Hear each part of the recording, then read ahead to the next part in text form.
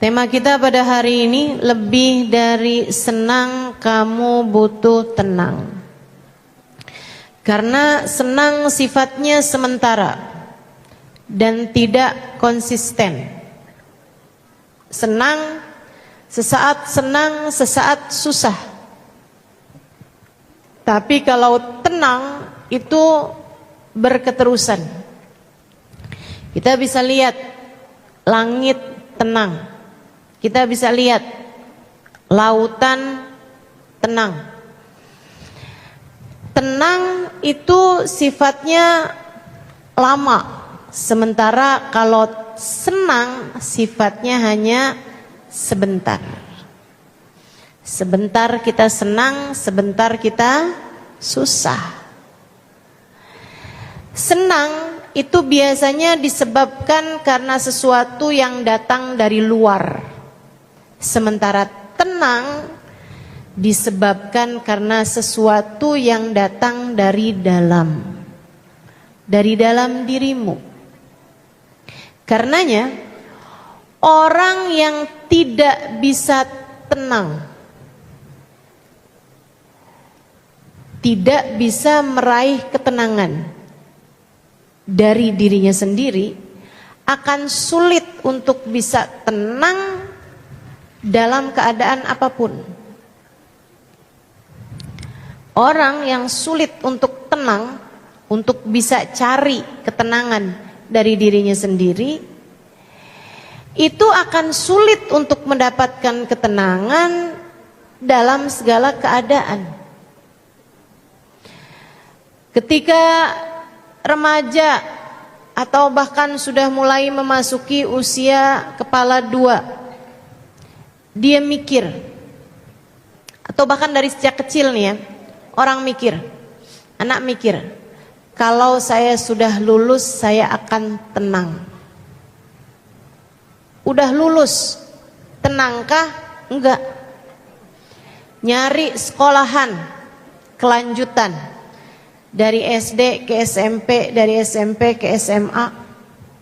Kalau saya udah lulus SMA saya akan tenang. Emang iya? Pusing mikirin bisa kuliah apa enggak.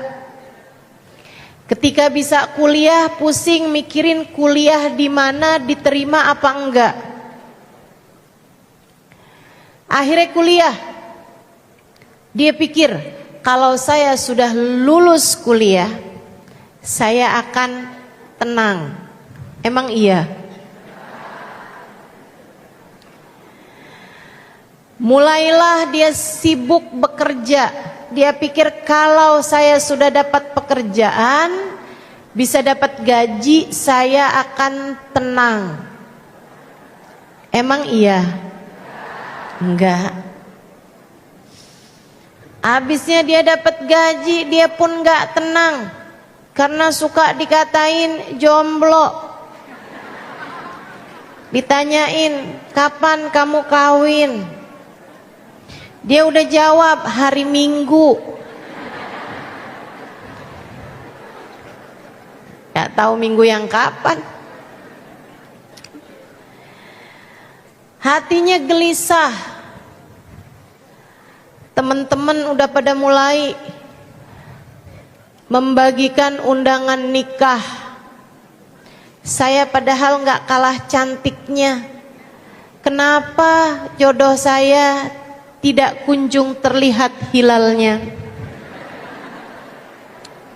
Hatinya gak tenang.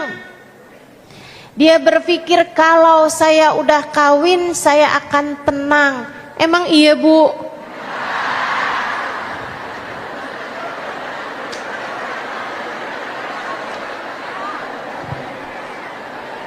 Pertanyaannya ke ibu-ibu langsung.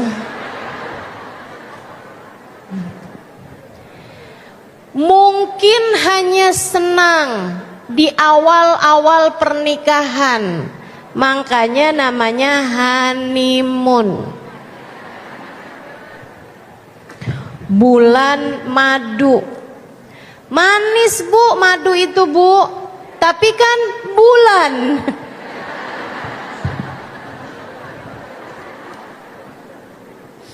Ia bahkan bukan tahun madu, tapi hanya ukuran bulan.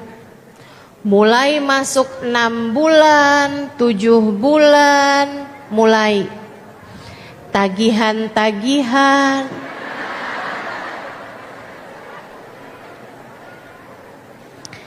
Segala drama rumah tangga pun dimulai.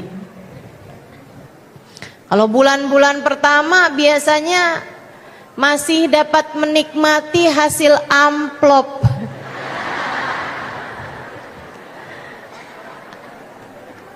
Amplop nikahan tuh. Masya Allah. Dia kemudian berpikir, kayaknya nih kalau udah punya anak tenang dah. Sungguh pemikiran yang sangat keliru. Karena punya anak, punya kesibukan baru, apalagi ibu muda, bulan-bulan pertama jauh dari istilah tenang. Yang ada adalah perjuangan, belum lagi kurang tidur, belum lagi ngelihat suami pulang dari kerja bukannya bantuin, malah dia maunya cepet-cepet istirahat. Nggak nyalahin, suami juga mikirnya saya udah capek seharian kerja. Kalau saya nggak kerja siapa yang beli pampers? Kalau saya nggak kerja gimana nasib anak kita?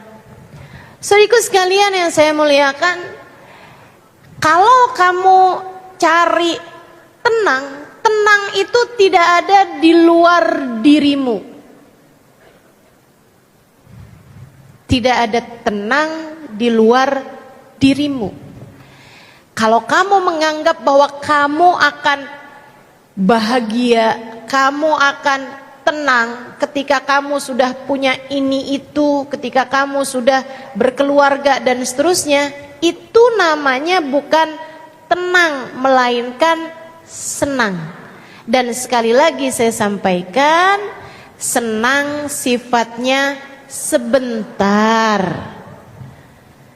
Ia punya masa kadaluarsa yang segera akan habis waktunya. Sebentar. Makan enak itu bukan tenang yang didapat, tetapi senang. Kamu senang ketika makan enak. Akan tetapi beberapa jam kemudian kamu sudah akan lapar lagi.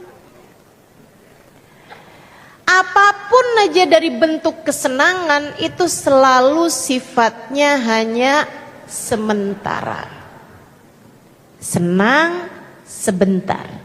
Karenanya lebih daripada senang, kamu perlu tenang. Yang dicari nggak usah senang. Yang dicari jangan hanya senang. Nanti tuh nafsunya nggak selesai-selesai. Saya kasih tahu sifatnya nafsu.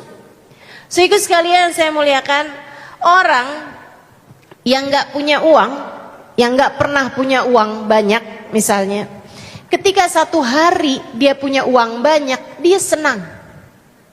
Tapi kalau udah terbiasa punya uang banyak, nggak lagi senang, biasa-biasa aja. Betul?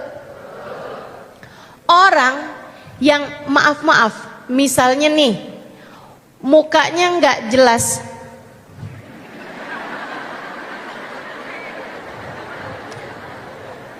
dia merasa mukanya nggak jelas. Padahal kalau saya lihat sih jelas.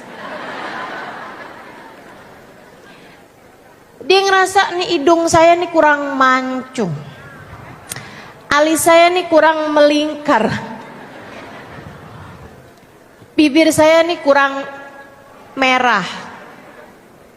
Misalnya, dia akhirnya terpikir, Kalau saya bisa mancungin hidung, bikin alisnya jadi bulan sabit,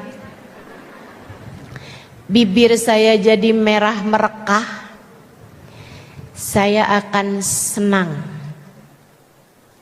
Saudaraku sekalian saya muliakan, maka dia pun mengupayakan itu. Menjalani masa operasi panjang. Habis selesai operasi kesakitan.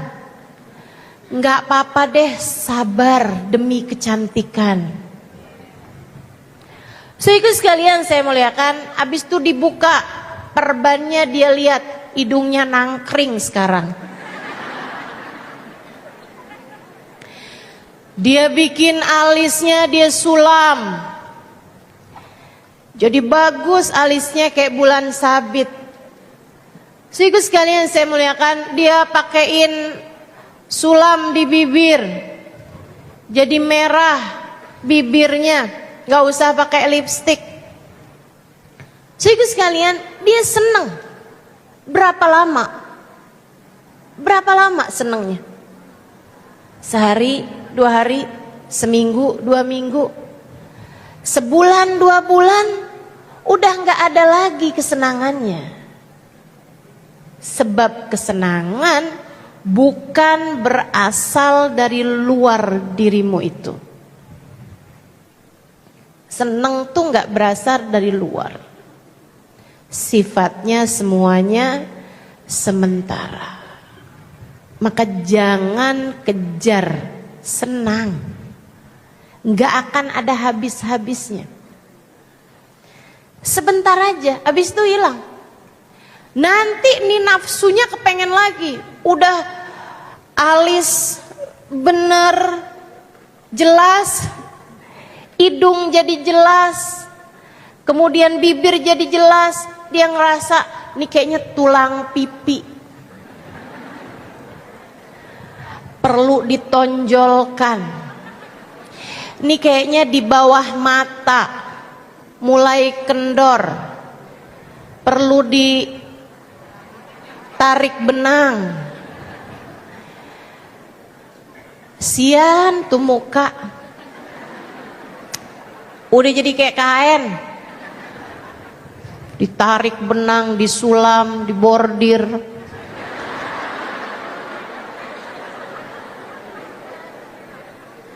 Masya Allah, nggak ada habis-habisnya teman-teman, nggak ada habis-habisnya. Terus aja, suntik putih lah, apalah terus, ayo dah. Nggak ada habis-habisnya, saudaraku sekalian, saya sampaikan padamu, nggak ada habis-habisnya. Kenapa gitu? Sebab itu kesenangan. Kesenangan ini hawa nafsu kita selalu meminta lebih lagi.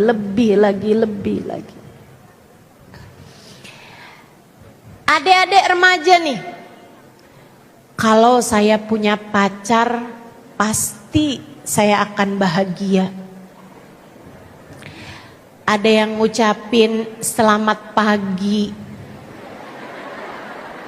Dek, kalau cari sekedar yang ngucapin selamat pagi, pergi aja ke Indomaret.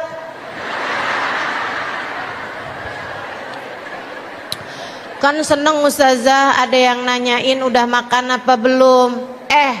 Kalau pengen cuman ada yang nanyain urusan makanan, kamu download aja aplikasi GoFood. Saya kalau buka GoFood ditanya sama dia mau makan apa hari ini. Perhatian banget.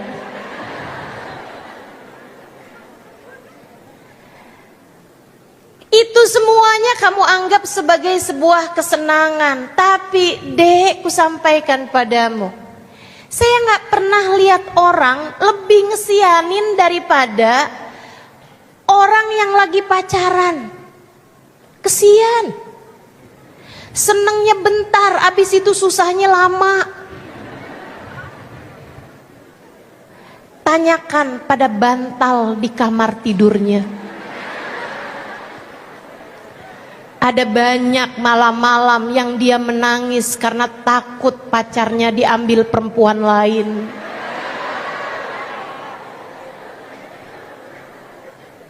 Gara-garanya pacarnya nggak segera jawab WhatsApp-nya. Tersiksa hidupnya, susah hidupnya, kesian. Saya sampaikan padamu, Dek, sebagai orang tua yang sampai sekarang belum ada anak, saya anggap kamu semua anak-anak saya.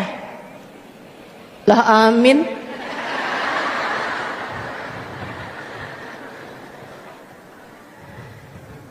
Bukan itu yang kamu sesungguhnya cari. Bukan kesenangan yang seharusnya kamu cari. Untuk bisa membahagiakan hidupmu, lebih dari senang, kamu butuh tenang.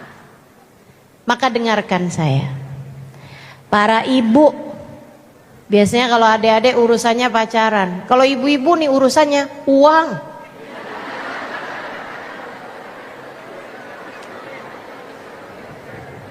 Kesenangan berdasar dari seberapa transferan.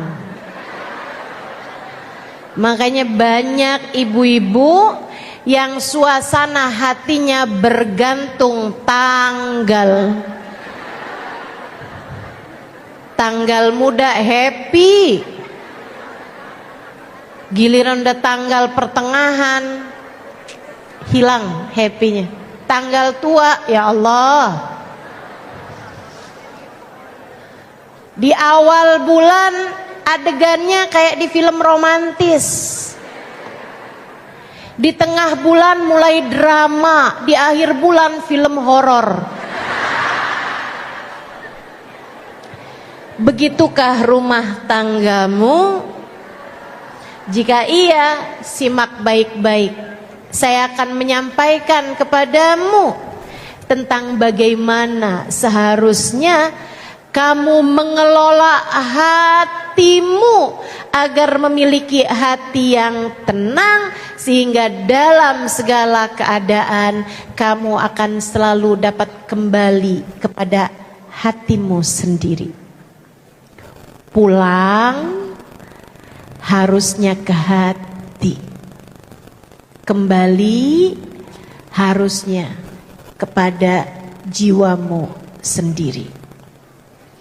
Orang yang hatinya bisa selalu menjadi tempat pulang, dia akan kerasan dimanapun saja berada. Orang yang hatinya selalu bisa jadi tempat kembali akan merasa tenang dalam keadaan apapun dia berada. Karenanya kembalilah kepada hatimu dengan cara hatimu biarkan jadi hati yang tenang. Insya Allah. Yuk kita pelajari caranya bikin hati jadi tenang. Saudaraku sekalian saya muliakan, nih kalau kamu pingin hati kamu tenang, yang pertama, hati itu punya banyak sampah. Kamu kalau tinggal di rumah banyak banget sampahnya, banyak banget barang-barang tidak berguna di dalamnya, banyak banget sampahnya, kotoran-kotoran. Kamu jalan sedikit ada, mohon maaf, kotorannya ayam. Jalan dikit ada muntahan, jalan dikit ada bangkainya tikus, jalan dikit lagi masuk kamar tahu-tahu ada kencing, kencingnya kucing misalnya gitu. Betah nggak kamu kira-kira di dalam rumah tersebut? Nggak betah. Sampah-sampah hatimu harus segera dikeluarkan. Apa itu? Sampah hatimu adalah dosa. idza adnabal abd nakat fi qalbihi nuqtah sauda, kata Nabi kita Muhammad sallallahu alaihi wasallam. Apabila seseorang mengerjakan dosa, maka akan tertorehlah di dalam hatinya satu titik hitam. Sampah. Sekali kamu bikin dosa, sampah ada dalam sekeping hatimu yang tidak seberapa besar itu. Kalau kamu bikin dosa lagi, satu titik hitam lagi. Kamu bikin dosa lagi, satu titik hitam lagi. Terus begitu hingga hatinya menjadi gelap, hingga hatinya menjadi kotor, hingga hatinya menjadi kelabu. Bahkan kalau kamu terus berbuat dosa, hatimu menjadi menghitam. Ustazah, apa cirinya hati yang hitam? Nabi menyebutkan dalam salah satu hadisnya, cirinya hati kalau sudah hitam tidak lagi bermanfaat nasihat disampaikan padanya. Nih dengerin omongan saya nih. Dia ngelihatnya yang itu orang-orang tuh pada kotor-kotor hatinya. Itu si itu tuh kayak gitu tuh, kayak itu persis tuh. Saudara saya tuh kayak gitu tuh modelannya tuh. Dia nggak pernah mengembalikan kepada dirinya sendiri. Dia nggak pernah ngelihat yang ya ampun saya tuh begitu tuh. Ternyata selama ini yang saya kejar adalah senang, bukan tenang. Makanya saya susah mulu. Makanya hati saya kayak roller coaster. Sesaat di atas, sesaat di bawah, gampang banget berubah-ubahnya. Ntar senang, ntar susah, senang lagi, susah lagi, nangis lagi, ketawa lagi. Saya banget nih yang kayak begini nih, ternyata salah cara. Ternyata selama ini yang saya kejar adalah senang, bukan tenang. Saya akan simak baik-baik nih. Oh, hati saya penuh dengan sampah, ternyata saya adalah pelaku dosa. Nah nih, kalau kamu bisa selalu mengembalikan nasihat kepada diri sendiri, itu pertanda bahwa hatimu meskipun ada sampah di dalamnya, sekurangnya hatimu belum terpenuhi dengan sampah-sampah tersebut. Makanya saya yakin kalau yang hadir di majelis yang dengerin kajian itu pasti orang-orang yang masih berkemungkinan untuk hatinya menjadi tempat turun hujan rahmatnya Allah. Masih sangat mungkin hatinya menjadi tempat di mana ia dapat berpulang kepada hatinya sendiri. Insya Allah. Belum hitam, belum mati, belum sakarat, belum sakit parah. Mudah-mudahan insya Allah. Yuk tambah dibenerin lagi. Gimana caranya Ustazah buat bersihin sampah-sampah nih dalam hati nih? Biar nyaman kita tinggal, kita pulang, kita kembali ke dalam hati kita sendiri. Gak lain gak bukan. Caranya adalah dengan taubat. Taubatlah. Taubat yang sungguh-sungguh. Minta agar Allah berkenan mengampuni dosa-dosamu. Fa innahu la yaghfirudz dzunuba illa anta. Karena sungguhnya ya Allah tak ada yang dapat mengampuni dosa saya selain Engkau satu ya Allah, Zat yang Maha Pengampun. Bu, kalau di saat saya menyebutkan tentang urusan dosa dan kamu merasa kayaknya dosa saya sih belum segitu banyaknya sih. Nah, susah nih. Susah ngadepin orang yang dia merasa dosanya gak banyak. Saya kasih tahu ya, orang tuh merasa berbuat dosa, merasa punya banyak dosa, itu bukan tergantung dari besarannya dosa, justru sebaliknya. Sesudah saya perhatikan dengan benar, sesudah saya pelajari kisah orang-orang soleh yang ngerasa punya banyak dosa, justru yang dosanya paling sedikit. Orang kalau ngerasa dosa saya nih sedikit, justru adalah orang-orang yang dosanya paling banyak. Makanya nih para pendosa-pendosa ini Bu nih biasanya begitu diuji dia pakai nanya, ya Allah dosa apa sih saya? Dia gak kelihatan dari banyaknya. Ini yang istilah pepatah, gajah di pelupuk mata, tak tampak semut di seberang lautan tampak. Dosanya orang jauh-jauh dia tahu semuanya dah, gak kenal. Dosanya artis dia kenal. Dosanya sendiri kayak gak kelihatan depan matanya. Na'udzubillah min dzalik.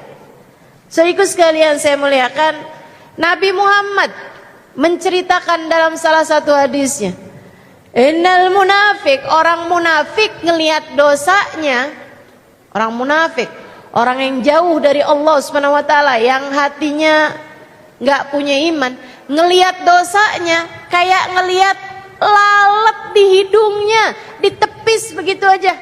Apaan sih? Gitu doang. Walakinnal mu'min, akan tetapi orang mukmin ngelihat dosanya kayak ngelihat gunung yang sedang berguncang di belakang punggungnya, entah di menit bahkan detik yang keberapa gunung tersebut akan jatuh menghancurkan dirinya. Kamu bagaimana caramu melihat dosamu? Ya Allah, kalau engkau ampuni, nasib saya gimana ya Allah? Hancur dah saya ya Allah. Kalau engkau tidak mengampuni saya, hancur saya ya Allah. Ucapan ini Bibu sekalian diucapkan oleh Nabi Adam yang hidup bertahun dalam taat dan sekali saja mengerjakan perbuatan yang menurut beliau salah. Makan buah yang dilarang Allah membuat beliau turun ke atas permukaan bumi. Kabarnya 40 tahun beliau tidak pernah berani mengangkat kepalanya karena malu dan takut kepada Allah Subhanahu wa taala. Ucapan beliau, Rabbana zalamna anfusana wa illam taghfir lana wa tarhamna lanakunanna minal khasirin. Ya Allah, saya udah bikin dosa ya Allah. Kalau engkau enggak ampuni, kalau engkau enggak sayangi, hancur dah saya ya Allah, celaka saya ya Allah, binasa saya ya Allah, dunia sebelum akhirat ya Allah, kesihani saya ya Allah, ampuni dosa-dosa saya ya Allah. Kalau kamu bisa melihat dosamu seperti itu, apalagi teman-teman sekalian, faktanya bahwa Nabi Adam ketika menyampaikan doa semacam itu, Nabi Adam tawadhu, dosanya cuma satu. Kalau kita kan, kita bilang ya Allah dosa saya banyak banget ya Allah, kalau engkau enggak ampuni ya Allah, pasti akan hancurlah saya. Malaikat bilang, oh, bener banget, emang dosa kita Bu, banyaknya luar biasa. Kalau Allah mau hancurkan kita tersebab dosa-dosa kita, tidak berada di masjid ini pada saat ini.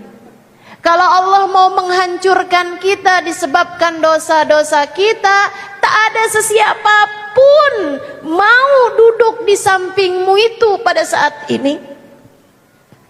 Kalau Allah tampilkan hakikat dirimu di hadapan manusia yang lain, tak ada sesiapapun mau menyayangimu.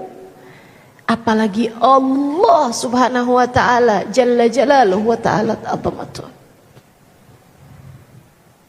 Karenanya kamu kepengen hatimu tenang, hidupmu bahagia.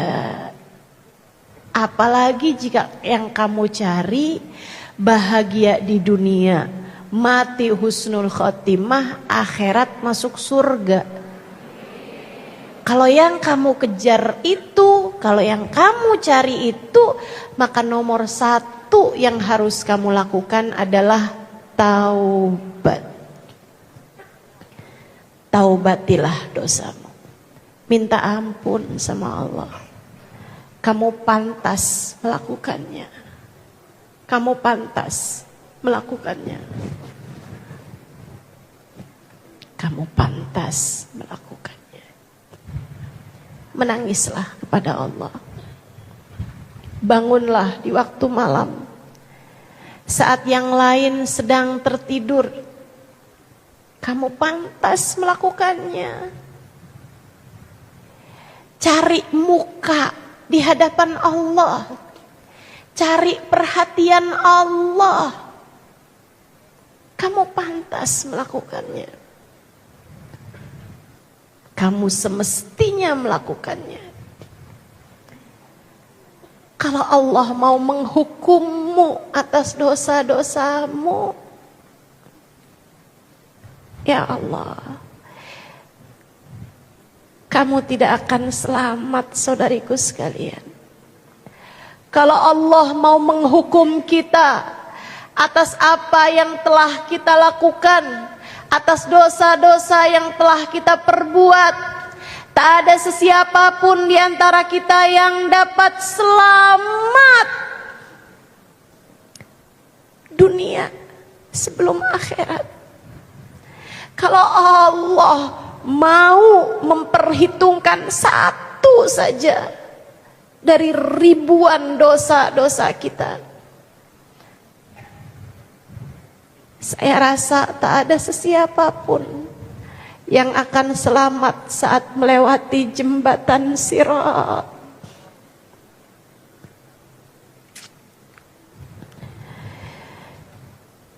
Apabila seseorang meninggalkan sholat, kata Nabi Muhammad, kutib ismuhu fi bab min abwabi jahannam, namanya akan tertulis di satu pintu dari pintu-pintu api neraka.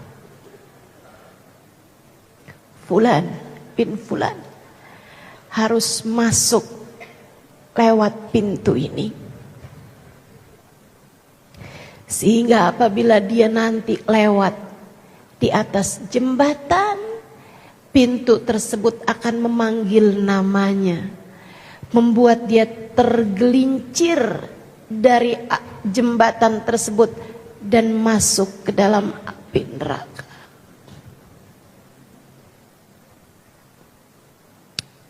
Bagaimana? Selamatkah kiranya dirimu itu?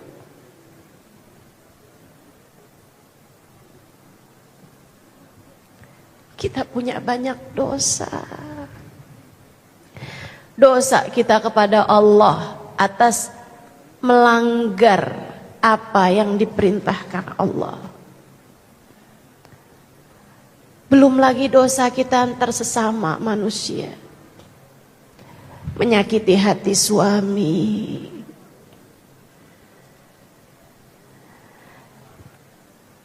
menyakiti hati anak-anak.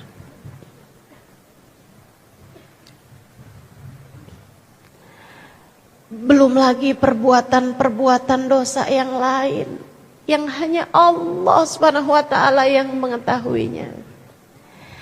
Kita lakukan saat kita sendiri. Tidak ada sesiapa yang melihatnya. Ya Allah, ya Allah. Kabarnya para pelaku-pelaku dosa di akhirat nanti, jika tidak mendapatkan ampunan dari Allah Subhanahu wa taala, saat dibuka layar kehidupannya, dia akan merasa malu sampai berguguran daging wajahnya.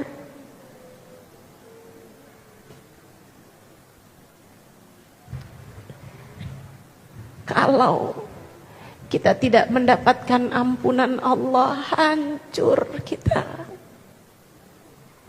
Celaka kita.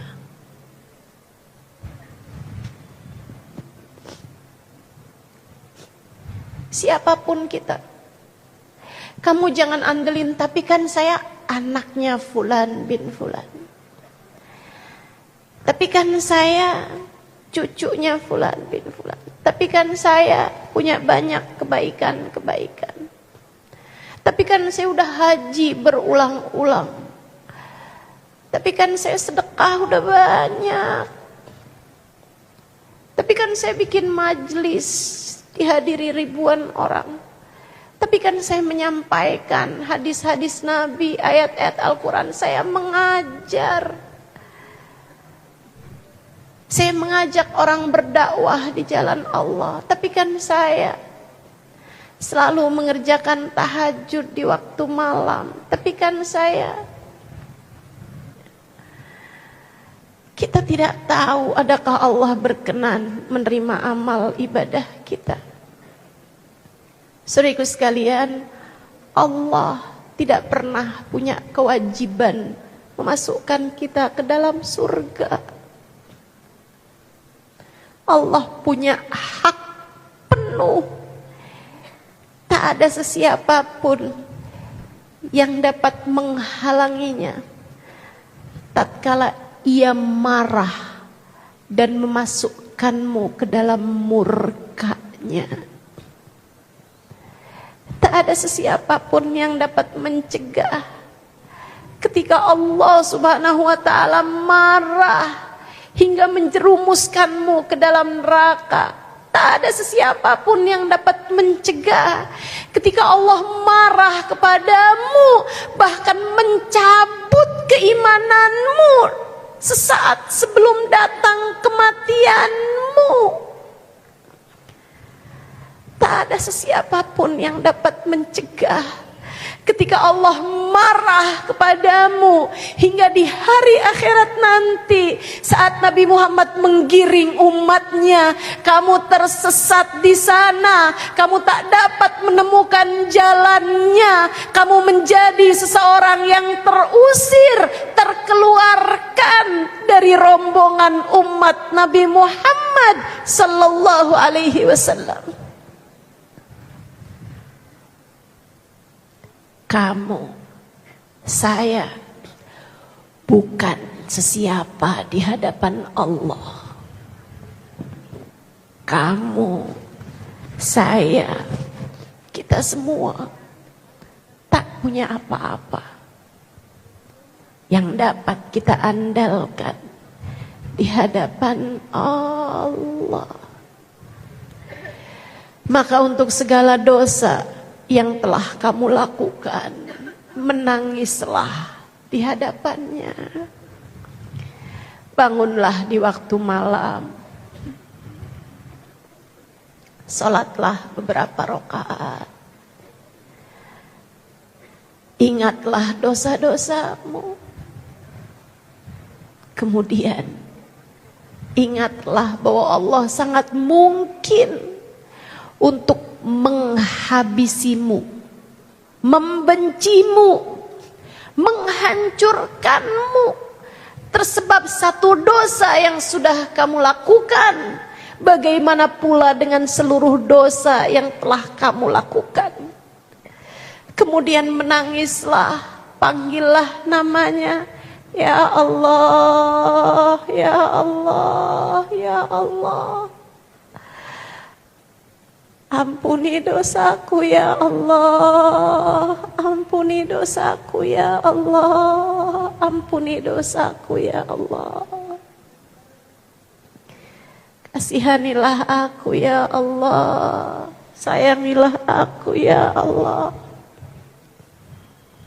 Teruslah panggil namanya. Jika kamu lakukan itu bermalam-malam dalam hari-harimu, jika kamu lakukan itu berulang-ulang, terus kamu panggil namanya, terus kamu panggil namanya, saya berharap kamu akan masuk dalam apa yang disebutkan, diceritakan oleh Nabi Muhammad dalam salah satu hadis qudsi, di mana Allah Subhanahu wa taala mengatakan, apabila aku lihat hambaku datang kepadaku dengan membawa bergunung-gunung dosa, aku akan sambut dia dengan bergunung-gunung ampunan. Apabila aku lihat hambaku datang padaku bertaubat dengan membawa gunungan dosa yang begitu besar, aku akan lemparkan ia ke dalam lautan ampunanku, menghancurkan seluruh dosa, membersihkan seluruh dosa yang telah dia lakukan. Kita perlu ampunan. Pengen hati kamu lebih tenang, bersihkan hatimu dari sampah-sampah dosanya. Itu hal pertama yang harus kamu lakukan. Hal kedua,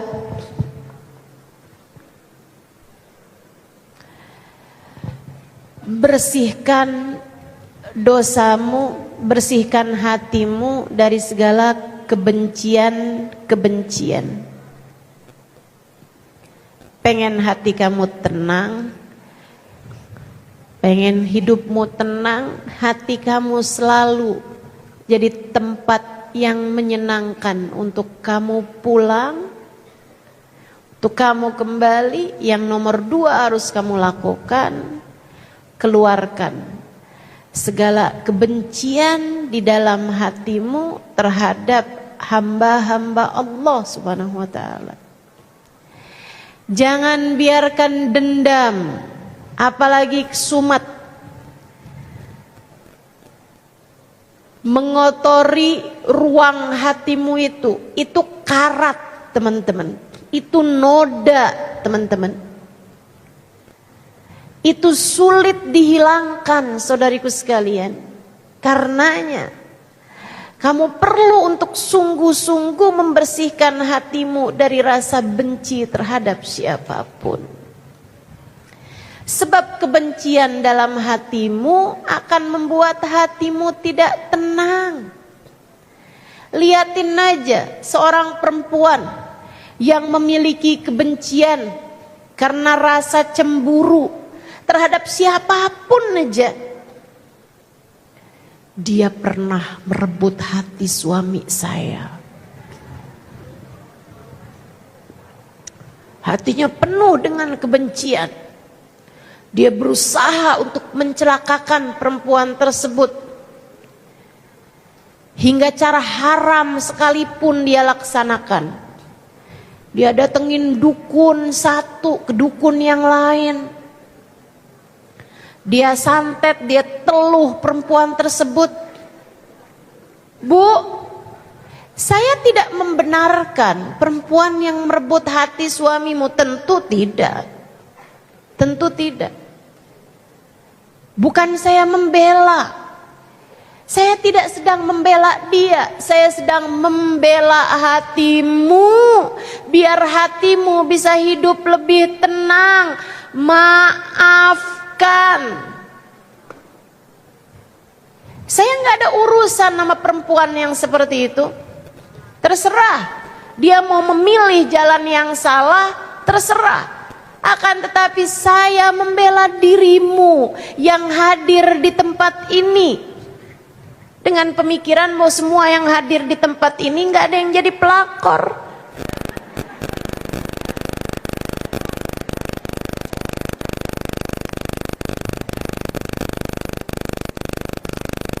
Saya sampaikan padamu, hilangkan kebencianmu kepada siapapun.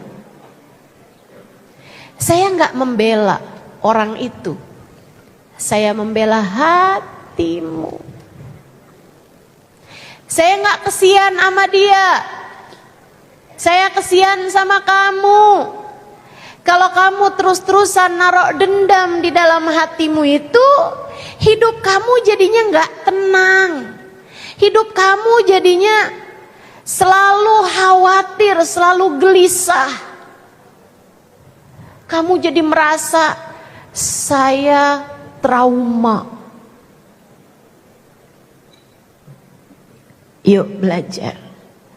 Berusaha untuk menghilangkan rasa benci terhadap siapapun. Pengen ustazah tapi kok susah banget ya ustazah. Saya susah lupanya. Sampai saya pernah berdoa, ya Allah lumpuhkanlah ingatanku.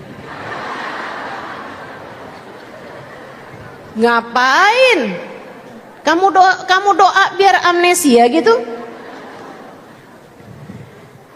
Memaafkan bukan berarti melupakan. Memaafkan adalah mengingat tanpa kepedihan. Saya ulangi. Memaafkan tidaklah sama dengan melupakan. Karena kamu pasti akan terus ingat teman-teman. Sebab itu sesuatu yang emosional bagimu bukan? Sehingga akhirnya kamu akan ingat. Kita ini gak akan mudah lupa terhadap urusan-urusan yang emosional. Mau itu emosionalnya seneng banget ataupun susah banget. Pasti kita gak akan lupa. Tapi kalau kamu memaafkan, yang ada adalah kamu tetap bisa ingat, akan tetapi tidak dengan kepedihan yang sama.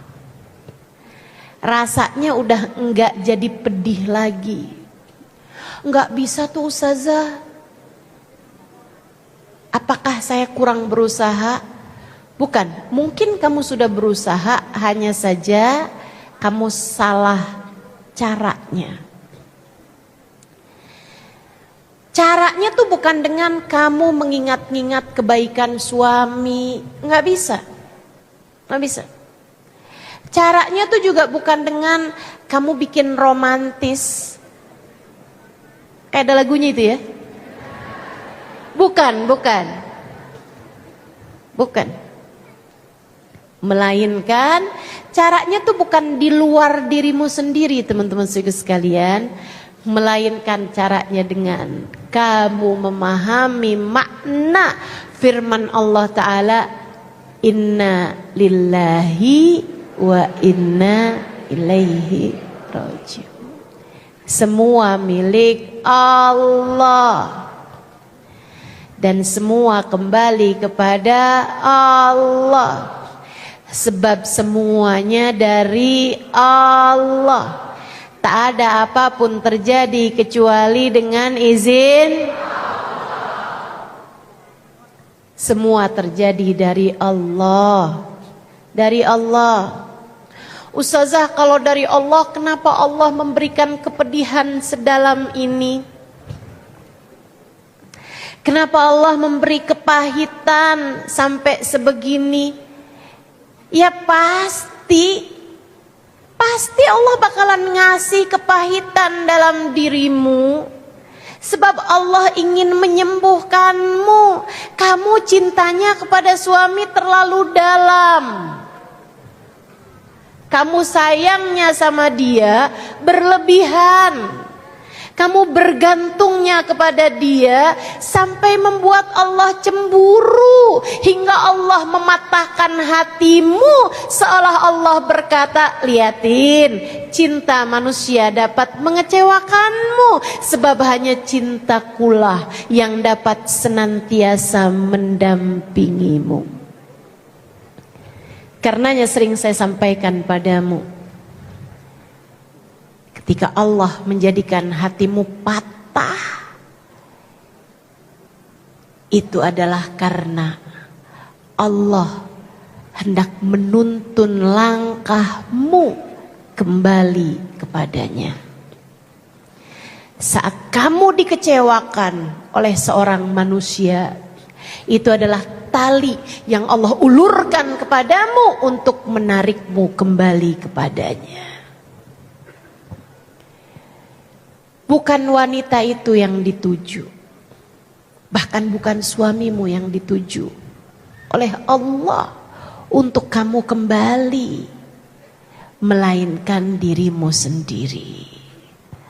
Allah pengen kamu balik padanya. Kenapa? Sebab Allah mencintaimu. Sebab Allah cemburu padamu.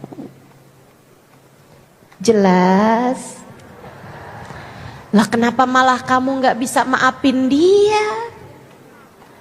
Lah ini kan gak ngerti caranya nih. Yuk, mulai sekarang, tiap kali kebencian datang dalam hatimu, kamu ingat, maaf ya Allah, bukankah semuanya darimu ya Allah. Maafkan saya ya Allah, yang tidak mengerti pelajaran yang kau berikan padaku ya Allah. Maafkan saya ya Allah, yang tidak faham hikmah di balik setiap ujian yang kau berikan.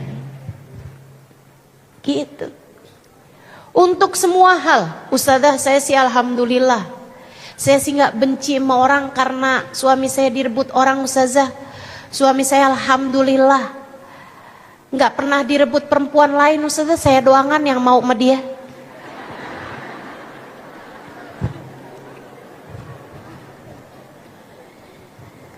Saya ujiannya, Ustazah, usaha segala macem, gak berhasil juga. Giliran udah bagus-bagus usaha saya udah mulai jalan, ditipu orang. Ustazah, saya sampai sekarang kalau inget dia tuh, Ustazah, hati saya gak pernah bisa sepi dari rasa benci. Hati saya selalu penuh dengan kebencian setiap kali mengingatnya. Bu, gak ada yang terjadi kecuali dengan izin Allah. Ustazah, jadi saya ketipu juga dari Allah, Ustazah. Iya. Kenapa Allah kasih saya seperti itu, Ustazah? Ini sangat menyakitkan. Saya kasih tahu, kenapa Allah memberikan kepadamu pil pahit berupa bangkrut, miskin, sulit ekonomi. Sebab Allah lihat hatimu penuh dengan rasa cinta terhadap dunia. Allah membuat hatimu kecewa dengan dunia. Pelajarannya biar kamu ngerti cintamu terhadap dunia tuh jangan segitunya. Dunia mulu yang kamu pikirin. Sampai kamu tahajud yang kamu minta dunia lagi. Kamu baca Quran buat rezeki biar lancar. Kamu sholat duha gak ditinggal biar hari ini dapat transferan lebih banyak. Allah lihat dunia melulu yang kamu kejar. Kalau sepanjang hidupmu di dunia, usahamu hanya untuk mengejar dunia, kapan ceritanya kamu mengejar surga? Kalau seluruh yang kamu usahakan di dunia, tenagamu, effortmu, segala usaha yang kamu lakukan adalah untuk mengejar dunia terus-terusan, kapan waktunya kamu mulai mengais-ngais, tertatih-tatih, mengemis-ngemis cinta Allah Subhanahu wa ta'ala? Tidakkah kamu malu? Bahkan dunia ini adalah miliknya. Ia berikan kepada siapapun yang dia kehendaki. Tidakkah kamu malu rebutan dunia terus-terusan? Saya sih malu kalau saya rebutan dunia. Saya sih malu kalau ada orang mau ngambil dunia, ya udah biarin. Sebab yang saya cari bukan dunia, yang saya cari pemilik dunia. Ucapkan pada hatimu, enggak apa-apa dunia saya hilang, asal pemilik dunia senantiasa bersama saya. Ucapkan saat malam-malam kamu terbangun. Ucapkan, ya Allah, saya miskin,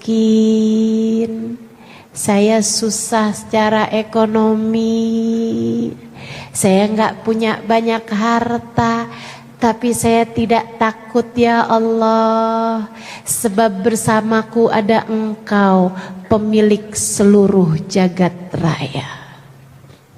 Sebab bersama saya ada Engkau, pemilik segalanya. Jangan biarkan hatimu terpenjara dengan kebencian terhadap siapapun. Ingat, apapun yang terjadi semua dari Allah. Allah semua kok yang menggerakkan. Udah, tinggalkan kebencianmu terhadap siapapun, serahkan semuanya kepada Allah. Jangan benci siapapun. Jangan benci siapapun. Insya tuh, hidup kalau mau tenang. Satu apa tadi? Taubat, bersihkan hati dari dosa. Yang kedua, maafkan, hilangkan kebencian terhadap siapapun. Hilangkan kebencian terhadap siapapun. Yang ketiga, teman-teman sekalian, yang ketiganya adalah, kamu betah nggak kalau masuk dalam rumah, rumahmu itu terisi begitu banyak barang. Nabrak lagi, baru ngelangkah satu lagi, nabrak sofa. Mana sofanya nggak bisa didudukin, tumpang tindih sofa satu dari yang lain. Kamu jalan bentaran lagi, kamu nabrak kulkas. Jalan dikit lagi, ketemu microwave. Jalan dikit lagi, ada tempat tidur. Bentaran lagi, ada mobil dalam rumah. Kebanyakan barang, nggak pada tempatnya, nggak lapang akhirnya, sumpek akhirnya, boro-boro tenang akhirnya. Saya kasih tahu, nih kebanyakan barang kayak begini nih, kebanyakan dunia dalam hati kamu teman-teman. Makanya coba liatin deh, kalau hati kamu nggak tenang, gelisah terus-terusan, itu adalah karena hati kamu terlalu cinta sama dunia. Dunia melulu yang kamu pikirin. Dunia lagi, coba liatin tuh kamu tuh. Para istri itu ya, tiap ngobrol sama suami urusannya duit melulu. Aduh, saya bisa bayangin kenapa para suami itu sumpek di rumah.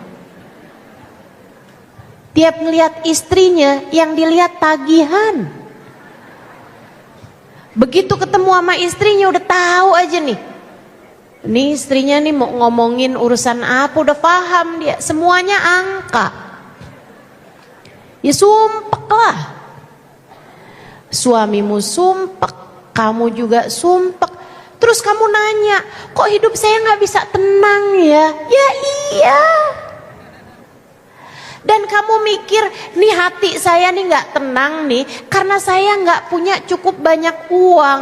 Lah udah tahu hatinya sumpek karena kebanyakan barang, ditambahin lagi barangnya. Tambah sumpek, tambah sumpek. Pengen hati tenang gampang. Keluarkan dari hatimu rasa cinta terhadap dunia. Bu, seberapapun yang kamu punya, Dek, seberapapun yang kamu punya, kamu gak akan bisa memenuhi lebih daripada lambungmu sendiri. Seberapapun banyaknya yang kamu punya dari pakaian, kamu gak akan bisa menghiasi lebih daripada tubuhmu sendiri. Walaupun punya banyak baju, emang mau pakai 10 baju sekalian? Gak mau pasti. Kamu gak akan pernah bisa tinggal lebih daripada satu tempat tidurmu sendiri. Gitu, hidup mah cuman segini-gini aja. Tapi gimana ya Ustazah, kayak kalau ngelihat orang gitu bisa beli barang mahal, kepengen Ustazah. Kalau saya lihat ada orang bisa punya baju bagus, kepengen Ustazah. Saudariku sekalian yang saya muliakan, kalau kamu ada uangnya, beli baju yang bagusan, boleh, boleh, boleh. Kalau kamu punya dipakai, nih ibu-ibu nih perhatian juga nih. Yang punya bajunya yang bagus punya, tapi yang dipakai yang itu mulu. Daster udah robek dipakai mulu. Kelakuan nih kelakuan.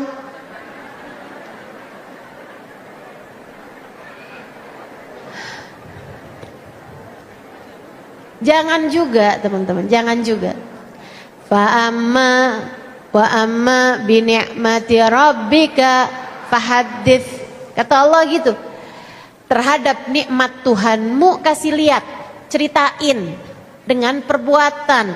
Maksudnya, kalau kamu punya kenikmatan dari Allah Subhanahu wa taala ya pakai, enggak apa-apa.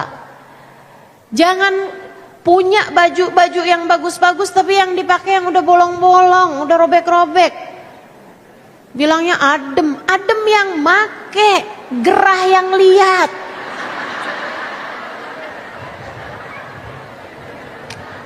Apa coba maksud kamu itu? Ustazah, biar suami tahu, lihat, jadi saya dikasih duit lagi buat beli baju. Itu tujuan kamu. Ya dunia tuh kebanyakan dalam hati kamu. Yuk, dinikmati yang ada. Tuh, teori dunia katanya Imam Ghazali. Buat orang awam kayak kita nih, katanya Imam Ghazali gini, yang ada dinikmati dan berusaha buat dibagi, yang gak ada jangan dicari, apalagi dicintai. Yang gak ada gak usah kepengen, yang gak punya gak usah kepengen. Ingat, bahagia, senang, tenang itu gak melulu disebabkan karena urusan-urusan dunia. Enggak. Saya banyak ketemu orang-orang yang terbatas dunianya tapi hatinya tenang, hidupnya bahagia, senang mereka. Banyak saya ketemu. Banyak saya ketemu. Kalau kamu gak percaya, baca tuh buku saya Bidadari Bumi. Bidadari Bumi 1, saya ceritain Hubabah Tiflah. Saya ceritain perempuan yang gak punya apapun.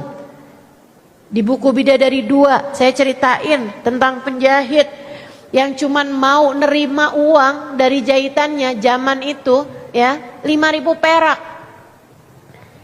Yang dia hanya mau menjahit mukena aja. Kalau dikasih banyakan dia tolak, dia balikin. Dia bilang nanti saya takut pahala saya nggak ada di sisi Allah. Bahagia hidupnya, tenang hidupnya sambil zikir la ilaha illallah, la ilaha illallah, la ilaha illallah, la ilaha illallah, la ilaha illallah. Tak berhenti berzikir lisannya. Maka Bu, itu yang kamu anggap kalau saya punya mobil saya akan tenang, kalau saya punya rumah besar saya akan tenang, kalau saya punya HP terbaru saya akan tenang. Nggak ada. Kesenangan sementara, selebihnya kamu akan kembali susah hati lagi. Maka kalau kamu kepengen hidup kamu tenang, cara yang ketiga adalah hilangkan dari dalam hatimu rasa cinta terhadap dunia. Ustazah, artinya kita harus hidup miskin? Enggak gitu. Enggak gitu. Bu, tentang apa yang Allah beri kan enggak ada kaitan sama rasa hati. Ada berapa banyak orang yang cinta banget dunianya tapi hidupnya miskin? Ada berapa banyak juga saya ketemu orang-orang hatinya enggak cinta terhadap dunia, tapi Allah kasih. Allah kasih dunianya enggak kurang-kurang, berlebihan bahkan, tapi hatinya andai dunia hilang sekejap sekalipun tak akan ada yang bergerak di dalam hatinya. Dia tidak mencintai dunianya sebab dia lebih cinta kepada pemilik dunia. Enak. Yang punya dunia siapa? Allah. Jadi udah tiap kali hati kamu gerasa gerusu urusan dunia, kamu tenangkan. Tenang hati, tenang hati, tenang hati. Kamu memang gak punya dunianya, tapi kan yang punya dunia bersama dengan kita. Alhamdulillah gak pernah juga Allah biarkan kamu lapar gak ada yang bisa dimakan, betul? Kamu tuh kalau lapar seringnya urusan karena kamu emang pengen diet. Saya tahu kok itu. Saya tahu kok. Bukan karena saya nggak bisa makan, karena saya emang nggak punya makanan dan saya juga emang nggak punya duit buat beli makanan. Nggak ada. Nggak ada. Siapa di antaramu yang kayak begitu? Nggak ada, saya yakin. Kamu tuh kalau lapar urusannya karena kamu emang nggak mau makan. Sebenarnya kalau kamu mau makan, kamu juga akan kenyang. Betul begitu? Kita melapar kalau kita lagi puasa, teman-teman. Allah nggak akan pernah biarkan kita lapar. Tenang aja, tenang aja. Gajah nggak pernah sujud aja gemuk-gemuk. Kecoa nggak pernah facial aja glowing-glowing. Tenang. Saudara sekalian, tenang aja.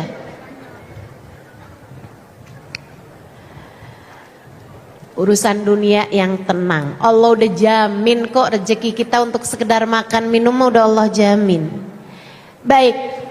Saudara sekalian saya muliakan. Tuh 3 tuh. Tenangkan hatimu. Urusan dunia nih udah ada jaminannya dari Allah Subhanahu wa taala. Sekali lagi rumusan dunia tuh yang ada kita nikmati dan berusaha untuk jangan dinikmati sendiri. Ada yang kita bagi. Kemudian yang gak ada, gak usah pengen, gak usah cari, gak usah apalagi sampai kamu cintai, gak usah. Yang ada kita nikmati dan berusaha untuk kita bagi. Yang gak ada, gak usah kepengenan dan gak usah dicintai. Insya Allah. Yang gak kamu bawa mati, jangan kamu usahakan mati-matian. Begitu ya. Saudara sekalian saya muliakan, itu yang ketiga. Kemudian yang keempat, kalau kamu kepengen hati kamu tenang, ini resep. Ini yang paling utama nih. Yang tadi semuanya juga penting. Ini paling penting. Enggak juga sih, semuanya paling penting. Saya takut kalau ngomong gitu tuh, oh berarti ini aja nih satu. Enggak gitu. Kayak gitu.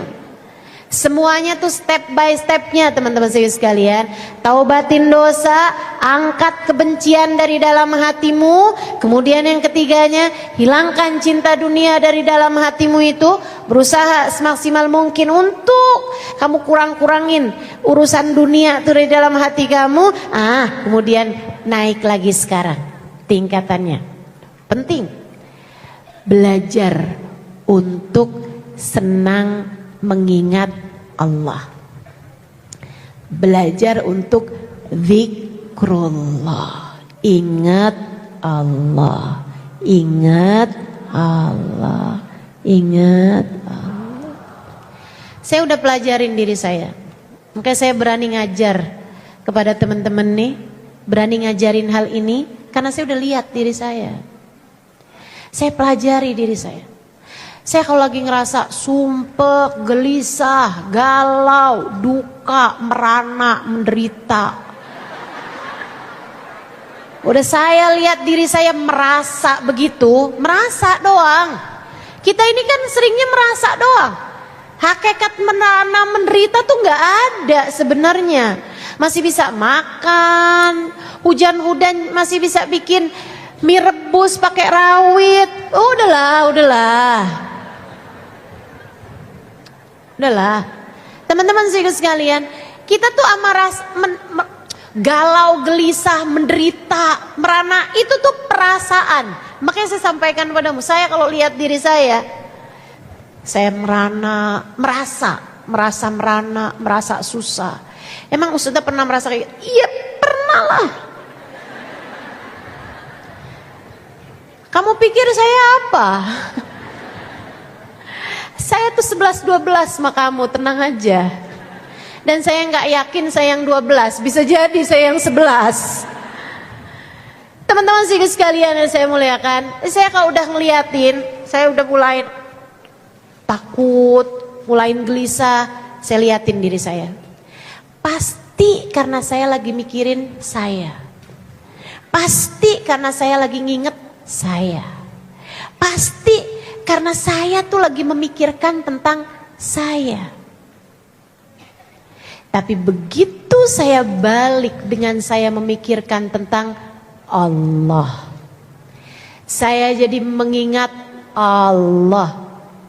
Saya menghadirkan Allah. Hati saya jadi tenang. Jadi saya tahu susah saya, gelisah saya, galau saya, perasaan-perasaan negatif dalam diri saya itu disebabkan karena saya lupa sama Allah. Jadi tiap kali saya bilang saya takut, tapi bersama saya ada Allah yang maha memberikan keamanan. Saya pun jadi tenang. Saya susah, tapi bersama dengan saya ada Allah, Zat yang maha menghilangkan kesusahan. Saya pun jadi tenang. Saya menderita, enggak juga. Bersama dengan saya ada Allah yang telah memberikan berbagai macam kenikmatan. Dan di atas itu semuanya Allah subhanahu wa ta'ala memberikan kepada saya keimanan, memberikan kepada saya pengetahuan tentangnya, memberikan kepada saya tauhid, memberikan kepada saya keyakinan, memberikan kepada saya guru-guru yang mengenalkan saya kepada Allah subhanahu wa ta'ala. Lebih daripada itu semuanya, Allah telah memberikan kepada saya Nabi Muhammad, manusia yang meskipun saya tak pernah berjumpa dengannya, akan tetapi cintanya kepada saya sebagai umatnya luar biasa. memikirkan keselamatan saya. Lebih daripada orang tua saya memikirkan keselamatan saya. Menginginkan saya masuk dalam surga, menginginkan saya masuk dalam rombongannya, lebih daripada saya memikirkan tentang keselamatan saya sendiri. Hati saya pun menjadi tenang. Saya pun kemudian berkata, Alhamdulillah, Alhamdulillah, Alhamdulillah. Ketika saya merasa sepi, merasa sendiri, merasa sedih benar, saya udah nikah berapa puluh tahun, gak ada anak juga. Saya kemudian ingat ada Dia dalam hidup saya yang tak pernah meninggalkan saya. Ada Allah dalam hidup saya yang telah mengatakan tentang hubungannya dengan saya, wa nahnu aqrabu ilaihi min hablil warid, dan aku lebih dekat dengan hambaku daripada dia dengan urat nadinya sendiri, daripada dia dengan detak jantungnya sendiri. Saya pun menjadi tenang. Saya bilang dalam hati saya, tak apa, tak ada sesiapapun bersama saya, sebab ada Allah yang lebih dekat dengan saya daripada detak nadi saya sendiri, daripada hembusan nafas saya sendiri, daripada aliran darah saya sendiri.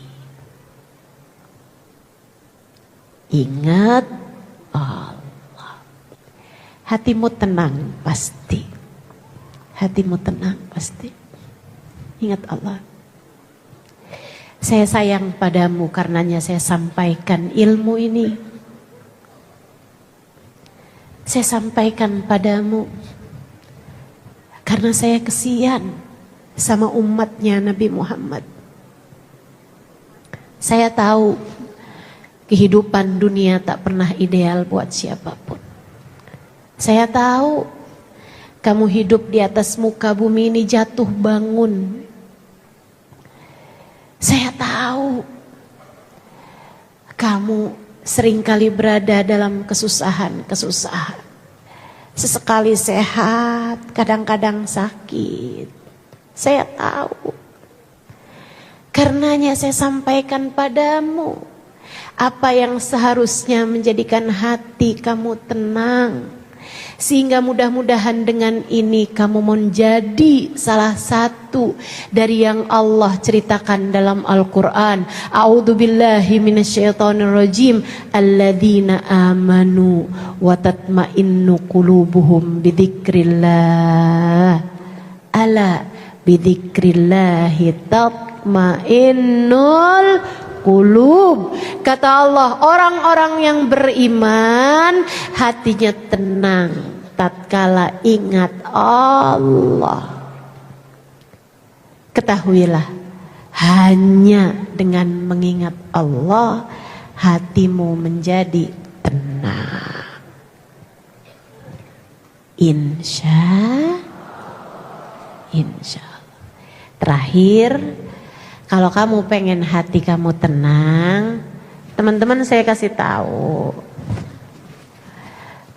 Lisan ini nih kalau berulang-ulang, kamu baca sesuatu berulang-ulang, kamu lafalkan sesuatu berulang-ulang, itu katanya para ulama kayak lagi memanah. Kalau belajar memanah kan terus tuh nyasar terus-terusan. Tapi tuh kalau terus lama-lama set nyampe juga ke dalam poin yang dituju. Kan begitu? Maka kalau kamu pengen hati kamu tenang, nih lisan kamu nih, biasain kerjain 2 hal. 1, zikrullah, menyebut nama Allah secara langsung ya. Kayak la ilaha illallah, la ilaha illallah, la ilaha illallah. Zikir pagi jangan ditinggalin. Namanya Al-Wirdul Latif.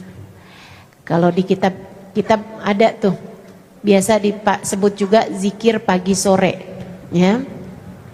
Karya dikumpulkan oleh Imam Al-Haddad radhiyallahu ta'ala anhu warḍah, ulama terkemuka di negeri tempat saya belajar, namanya Tarim, Hadramut, Yaman. Di sana ada ulama terkemuka bernama Habib Abdullah bin Alawi Al-Haddad. Saya sudah sampai ke rumah beliau, saya sudah sampai berziarah ke makam beliau, saya sudah sampai di masjid beliau, saya sudah sampai di majelis tempat beliau biasa mengajar, saya sudah duduk di sana dan saya udah sering bolak-balik berziarah ke makam beliau. Baca zikiran namanya Wirdul Latif atau zikir pagi sore, karya dari Habib Abdullah bin Alawi Al-Haddad. Baca zikirannya. Kemudian hari-hari kamu tuh punya zikir. La ilaha illallah, la ilaha illallah, la ilaha illallah, la ilaha illallah, la ilaha illallah, la ilaha illallah. 100 kali misalnya. Malamkah, pagikah, atau baca la ilaha illa anta subhanaka inni kuntu minal zalimin. 40 kali sebelum subuh. Beberapa menit sebelum subuh, 5 menit sebelum subuh kamu baca itu. La ilaha illa anta subhanaka inni kuntu minal zalimin. Sambil difahamin artinya, tidak ada Tuhan kecuali Engkau ya Allah, Maha Agung Engkau, Maha Suci Engkau. Inni kuntu minal zalimin, saya seorang pendosa, saya banyak bikin salah. Terus gitu. Itu yang pertama, zikir. Sambil zikiran-zikiran yang lain. Zikiran sebelum makan, baca bismillah. Zikiran sudah makan, baca alhamdulillah. Doa-doa, zikiran sebelum keluar rumah, bismillah amantu billah tawakkaltu ala Allah la haula wala quwata illa billah. Ucapan ketika masuk rumah, baca ucap salam, kemudian baca qul huwallahu ahad. Zikiran-zikiran yang kamu pelajarin selama ini amalkan. Bacaan-bacaan sebelum tidur baca subhanallah 33 kali, alhamdulillah 33 kali, Allahu akbar 33 kali, diakhiri dengan la ilaha illallah wahdahu la syarikalah, lahul mulku wa lahul hamdu yuhyi wa yumiitu wa huwa ala kulli syai'in qadir. Habisnya sholat jangan langsung bangun, baca zikirannya dulu. Baca itu kan? Baca ayat kursi, baca la ilaha, baca subhanallah 33 kali, alhamdulillah 33 kali, Allahu akbar 33 kali, akhiri dengan la ilaha illallah wahdahu la syarikalah, lahul mulku wa lahul hamdu yuhyi wa yumiitu wa huwa ala kulli syai'in qadir. Zikiran-zikiran itu teman-teman sekalian, itu sama yang terakhir baca sholawat. Sholawat itu juga bagian dari zikrullah, sebab nggak jadi sholawat kalau kamu nggak sebut nama Allah. Yang namanya sholawat tuh pasti ada nyebut nama Allahnya. Allahumma sholli ala sayyidina Muhammad. Ada nyebut nama Allah di depan, ada juga nyebut namanya Nabi Muhammad sallallahu alaihi wasallam. Disebut sholawat wa sallallahu ala sayyidina Muhammadin. Ada gitu, nama Allahnya tuh pasti ada. Gak disebut sholawat kalau tidak menyebut nama Allah. Jadi dalam sholawat itu juga terdapat zikrullah. Akan tapi sholawat ini lebih khusus dengan kamu juga selain menyebut nama Allah, kamu menyebut nama kekasih Allah, baginda kita Nabi besar Muhammad sallallahu alaihi wa ala alihi wasallam. Bikin hati tenang teman-teman, bikin hati tenang.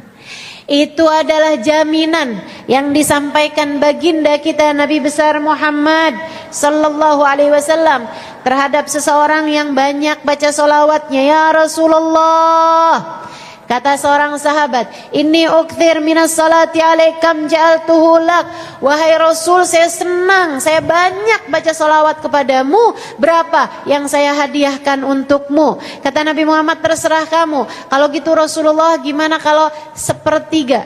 Bagus kalau kamu tambahin lebih bagus lagi. Gimana kalau setengah? Bagus kalau kamu tambahin lebih bagus lagi. Gimana kalau 2/3? Bagus kalau kamu tambahin lebih bagus lagi. Kalau gitu semua aja deh Rasul. Semua salawat saya hadiahkan untukmu. Dan saya banyak membaca salawat kepadamu. Nabi Muhammad bilang, "Idzan tukfahamuk wa tughfar dzambuk." Kalau kamu banyak baca salawatnya kepadaku dan kamu hadiahkan salawat tersebut kepadaku, tukfahamuk, akan diangkat semua bebanmu, akan diangkat semua susahmu, akan diangkat semua gelisahmu, wa tughfar dzambuk, akan diampuni seluruh dosa-dosamu. Yuk belajar. Kamu kalau kerjain kelima hal tersebut yang sudah saya sampaikan, insya Allah hati kamu akan jadi jauh lebih tenang. Apa aja coba tadi? 1,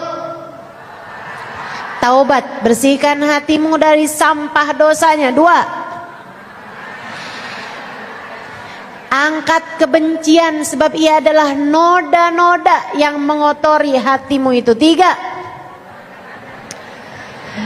rumah hatimu itu jangan kebanyakan barang, keluarkan dari dalam hatimu cinta yang berlebihan terhadap dunia. Yang 4, perbanyak zikrullah. Yang 5, perbanyak sholawat.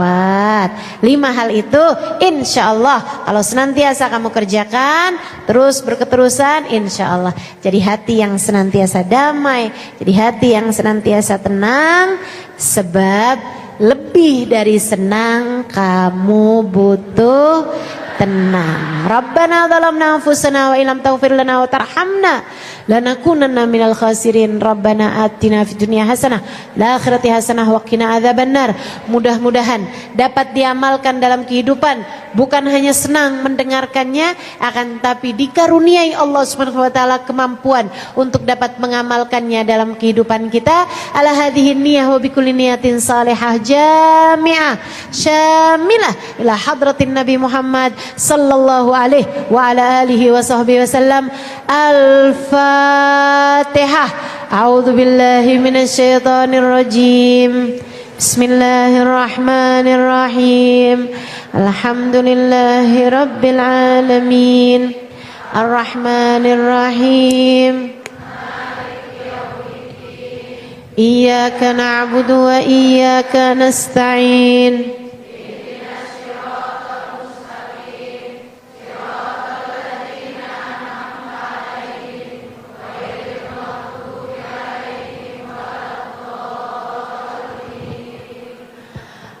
اللهم بحق الفاتحة برمة الفاتحة بركة الفاتحة تفتح لنا أبواب الخير، تؤمن لنا معاملة أهل الخير، تكفينا من جميع الفتن والمحن والبؤس والضير، إنك ولي كل خير متفضل بكل خير برحمتك يا أرحم الراحمين.